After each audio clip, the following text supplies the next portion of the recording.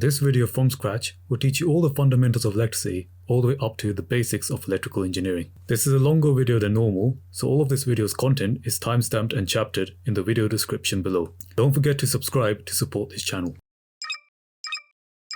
This is a network of resistors and voltage sources. In this video today, we're going to learn how to analyze these circuits and simplify them. And I'm going to teach you all this from scratch, so you don't need a background in electronics to understand. Let's begin. This is an electric wire. Inside this wire, two charges can exist, positive and negative. The negative charges are known as electrons, and the positive ones are known as ions. Ions are basically atoms that have lost their electron. There's another source of positive charge. Here's a crystalline structure. A crystalline structure is basically any structure of matter that has an ordered arrangement. These yellow circles represent electrons. Now any electron deficiency is considered a hole, and these holes are taken to be positively charged. Okay, now we're ready to understand current and voltage. Let's go back to that electric wire. Current is the flow or motion of electric charge. Here you can see the negatively charged electrons are moving and therefore producing a current. We need a unit to measure current. Similar to when you're going to the gym, there's weights with numbers on them. Those numbers are units, and they help us determine more precisely how heavy a weight is. Current is the flow of charged particles. The standard unit we use for this is coulombs per second, which is also called an amp. 1 coulomb has 6 times 10 to the 18 electrons. That's 6 followed by 18 zeros in electrons. If you imagine a basketball, if there was a coulomb of charge on the surface of the basketball, it would explode due to the amount of repulsion. An amp is 1 coulomb per second. The other fundamental component to understanding electricity is voltage. What is voltage? Well, let's first understand potential energy. This is a bouncing ball. For this ball to bounce, it needs to be able to move. And if it's moving, it has an energy known as kinetic energy. But where does it get its kinetic energy from?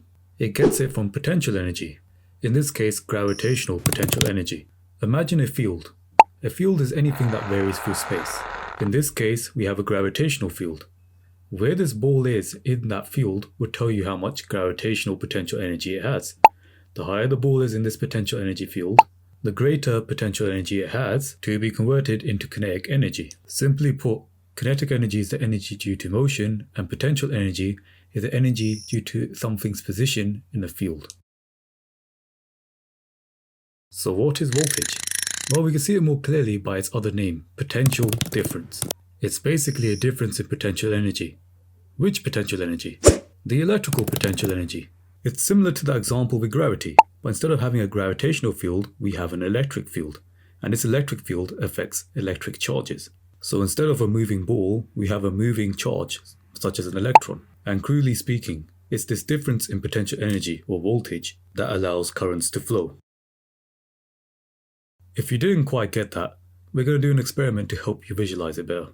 This blue device is what we're going to use to measure voltage. Now think of a battery as a voltage source. If I measure the voltage at the two terminals of the battery, you can see on the display it's 1.6 volts. Here's a bigger battery. The voltage across its terminals is 8.83 volts.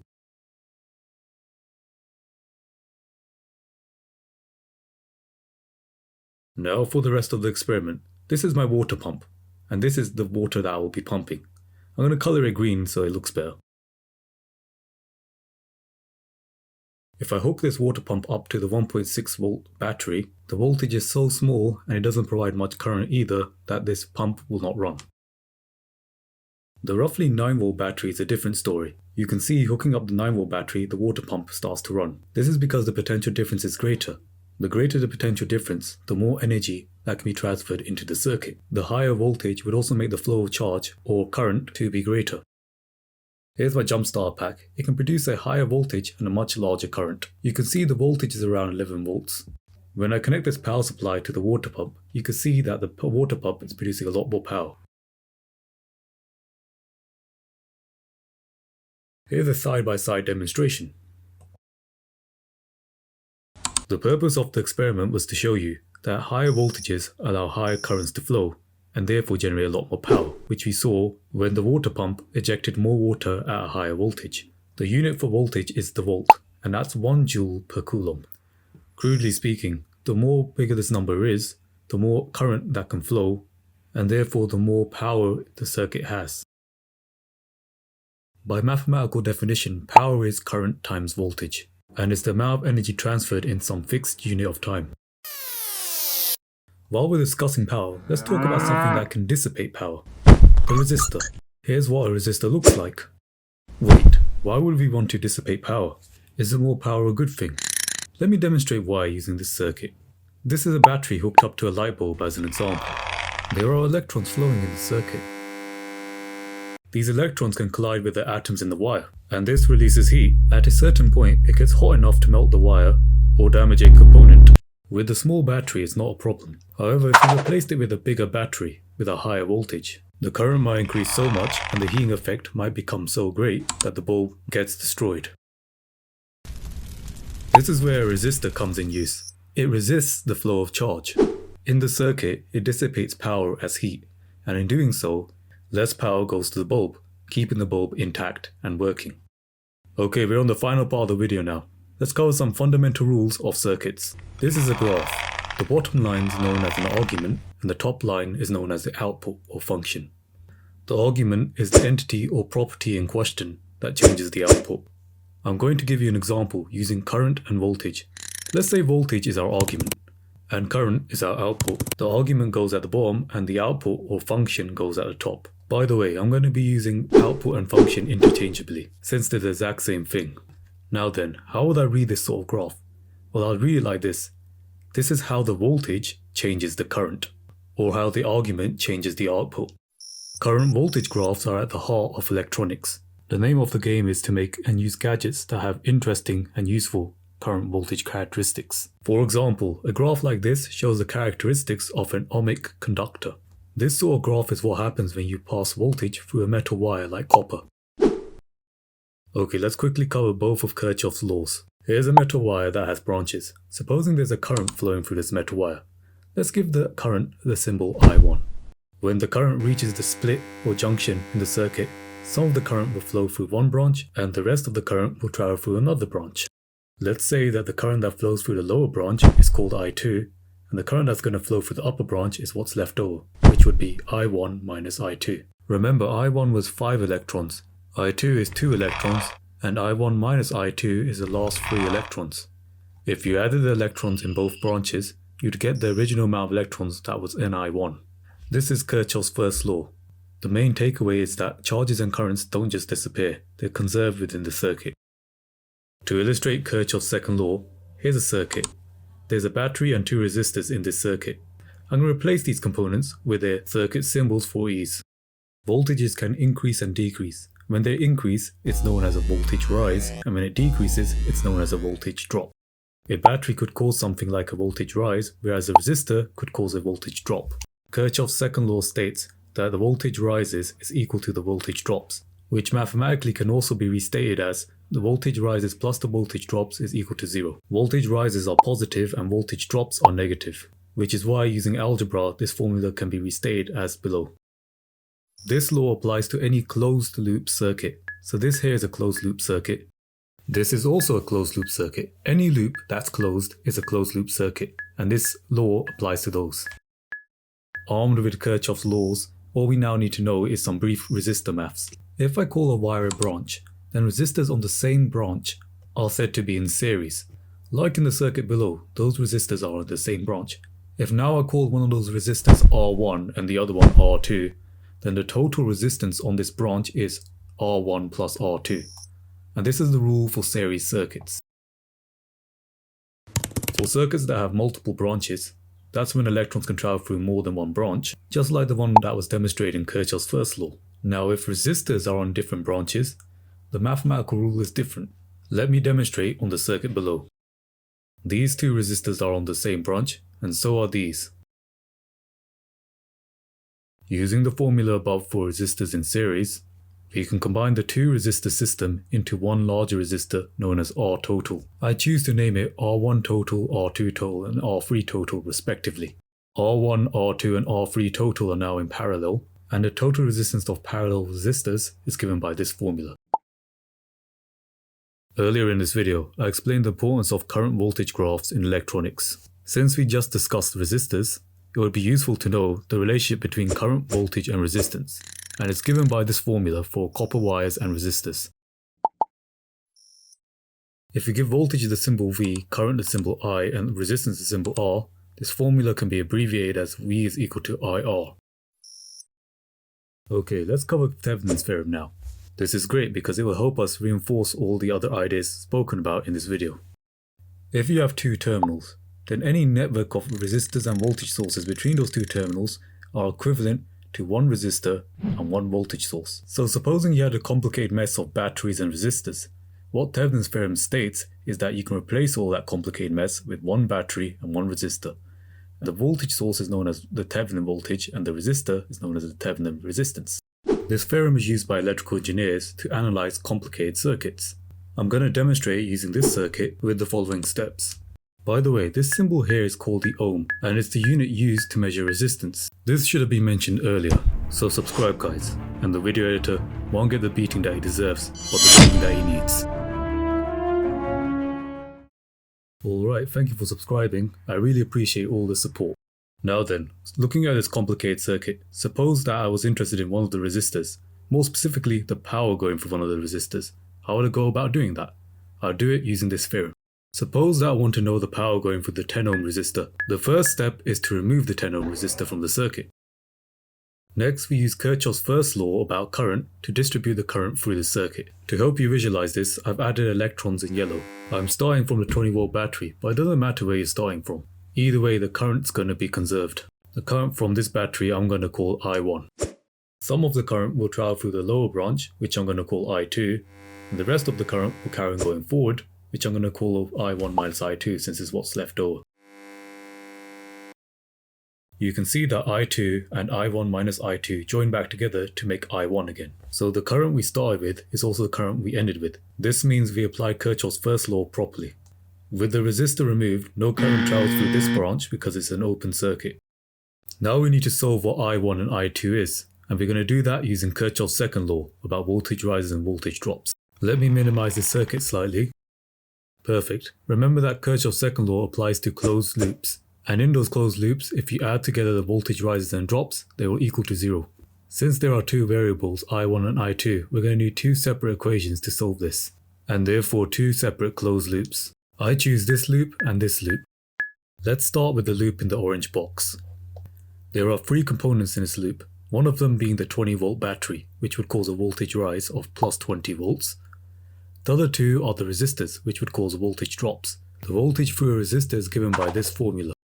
The current going through the 2 ohm resistor in the orange box is I1, so the voltage would be 2 times I1. Since the resistor will cause a voltage drop, it would be minus 2 times I1. The last resistor in this loop, the 4 ohm one, would be minus 4 I2, since the current I2 is going through it. Kirchhoff's second law says that the voltage rises and voltage drops in the loop equal 0, so this entire thing here should equal to 0. This is now an equation, and if you do some brief simplification and rearrangement, it would become this equation here. Now on to the next loop. It's worth mentioning when we assign the currents, the direction we choose for the currents to flow in is important when we're writing our loop equations. I'm going to add little arrows to the circuit just so you remember how the current was flowing earlier. There's a 10 volt battery and 3 resistors on this loop. The battery is going to give us a voltage rise of plus 10 volts, and then for this loop, if we follow the arrows, we'll get to the 4 ohm resistor next. The current through that resistor is I2, so the resistance would be minus 4I2. However, if you look at the arrows, the current's actually travelling the opposite way to the direction we're going. So we have to flip the sign over and make it plus. So it's plus 4I2. Next is the 6 ohm resistor. The current travelling through it is I1 minus I2. So the voltage drop, because we're following the direction of the arrows, is minus 6 I1 minus I2. Finally, the 2 ohm resistor. We're following the direction of the arrows, so it would be minus 2 I1 minus I2. And that's all the components in this loop. So all the voltage rises and drops must equal 0 again. Now we can solve this equation. Since I know what I1 equals, in the bottom equation, wherever I see I1, I can replace it with this part of the formula. I can now solve and simplify this to find I2. We can then substitute the value of I2 into the equation underlined in red to find what I1 is. Perfect. Now that we know all the currents, we're ready to find the Thevenin voltage. In this step, where you remove the 10 ohm resistor from, you're now going to replace with an imaginary Thevenin voltage supply. Next, we choose any loop that contains the Thevenin voltage source in it. I choose this loop here, and now we use Kirchhoff's second law on this loop. I choose to start with a 2 ohm resistor. There's no current traveling through this 2 ohm resistor, since when we did our current distribution, there was no current traveling through this wire. With zero current, no voltage rise or drop can happen across this resistor. Next is the Thevenin voltage source. When we originally drew this circuit, we postulated that the electricity is traveling from a negative terminal going towards the positive. I've drawn my Thevenin voltage source with a negative terminal first. It doesn't matter what way you put your Thevenin voltage source. However, in my case, since electricity is traveling from negative to positive, the electrons are going to find some resistance when they come to my Thevenin voltage source, because the electrons are coming from an area of negative charge to the negatively charged plate of the Thevenin voltage source. This can be read as a voltage drop of minus VTH. Next is the 5V battery. Again, the electrons coming from a negative plate going to the negative terminal of this 5V battery, so that would be a voltage drop of minus 5 volts. Finally, the last component in this loop is this 2 ohm resistor. Since we're going against the arrows of the current flow, it would be a positive voltage rise of plus 2I1 minus I2. This entire thing would be equal to 0, and now we can rearrange for the Thevenin voltage, which if we put the values of I1 and I2 in, it would be minus 15 over 13 for the Thevenin voltage. Now all we need is a Thevenin resistance. To do that, we're going to remove this Thevenin voltage source. Next, any voltage source is then removed from the circuit and shorted. However, if the voltage source has some sort of internal resistance, we would just replace that voltage source with said resistor. In this example, I'm going to assume that the voltage sources have no resistance, so I just remove them. It's also worth mentioning, if there's current being fed into the circuit from some sort of current source, then that part of the circuit is left open, like we did with the 10 ohm resistor. Okay, the Thevenin resistance will be the resistance of this network of resistors right here. Here's a little trick. For two resistors in parallel, you can use this formula. These two resistors are in parallel. Using this formula, you would get the total resistance being 4/3. These two resistors are in series, so it would just be 4/3 plus 6, which is 22 over 3. These two resistors are in parallel. Using the formula to your right, that would give you an answer of 11 over 7. The 2 ohm and the 11 over 7 ohm resistor are now in series, so you can add them together to get a resistance of 25 over 7 ohms. That's all of the resistors, and this is your Thevenin resistance. Now that we know the Thevenin resistance and the Thevenin voltage, we can replace that entire circuit with one resistor and one voltage source, in series like this. At the terminals of the Thevenin voltage source and Thevenin resistor, we can connect our 10 ohm resistor of interest back into the circuit. I've given it a symbol as RL, which stands for load resistor. Load resistor just means the resistor of interest. Perfect. We can now calculate the power going through the 10 ohm load resistor. Power is equal to current times voltage. So let's find out what the current is. The Thevenin resistor and the load resistor are both in series, so we can add them together to get a total resistance of 95 over 7 ohms. Remember, in a loop, the voltage rises are equal to the voltage drops. The only voltage rise in this circuit is from the Thevenin voltage source, which is at minus 15 over 13 volts. The voltage drops across the total resistance would be the opposite symbol, so it would be plus 15 over 13 volts. Using the formula definition for resistance, we can plug in the total resistance and the total voltage to find out the current flowing through the circuit. And since this circuit doesn't branch off into another circuit, the current everywhere will be the same. Now that we have the current, remember V is equal to IR, so the voltage across the 10 ohm load resistor is 10 times the current. We now know I and V, which are all the variables we need to work out power. So multiplying these two numbers together will give you the power, which comes to about 72 milliwatts for the 10 ohm resistor. Okay, here's a quick review of the steps for Thevenin's theorem. Step 1. Isolate the resistor of interest by removing it from the circuit. Step 2. Through this new circuit, distribute the currents using Kirchhoff's first law. Step 3.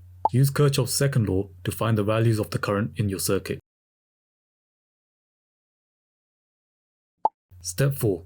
Remove the resistor left in open circuit. Place a Thevenin voltage source at the open circuit, then use Kirchhoff's second law to find out what that Thevenin voltage is. Step 5. Short all the voltage sources and open all the current sources. This will leave you with a network of resistors. Now find the total resistance of this network, and that will be your Thevenin resistance. And the final step is to put the Thevenin voltage source and the Thevenin resistor in series with each other, and that's it.